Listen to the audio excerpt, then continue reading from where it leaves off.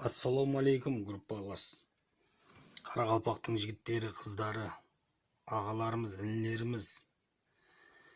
Қазір хабар келді.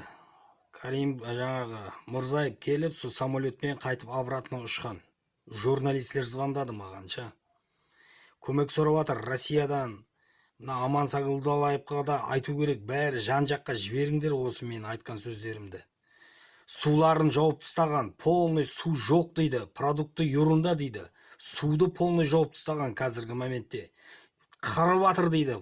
150 деген юрында қазір 5 мыңлаған адам өліп жатыр дейді. Енді қазір хабарласып жатыр. Жылап звондап жатыр телефоннан. Бәрінің соткілерін басқа жат связлар ешнәрсе жоқ. Тек журналистлердің бір нелеріміз бар еді, соларды шығып бәрін айтып осындай қылып не қылып жатырды. Соны айтайын дегенім, бәріңіз шығып осы мен айтқан сөздерім жіберіңдер бәрі жаққыларға. Көмек сұрап жатыр жан жақтан.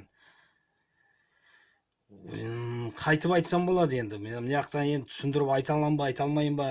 Соның бәрі ауыл деген страш болып жатыр дейді, страшный болып жатыр дейді. Бәрін қырып, жойып, атып, жаңағы жарылатын жарғышларды лақтырып жатыр дейді. Бәрі қашып жатырған, қызық емес дейді.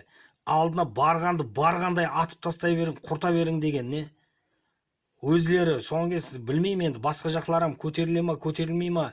Қазақстанның азаматтары, біздер өздерім личный Қазақстанның азаматымын, бірақ қарақалпақпын. Бәріміз дайындалып отырмыз, тек бір ұрпақ тастап кетеміз ізімізге, бір баламды.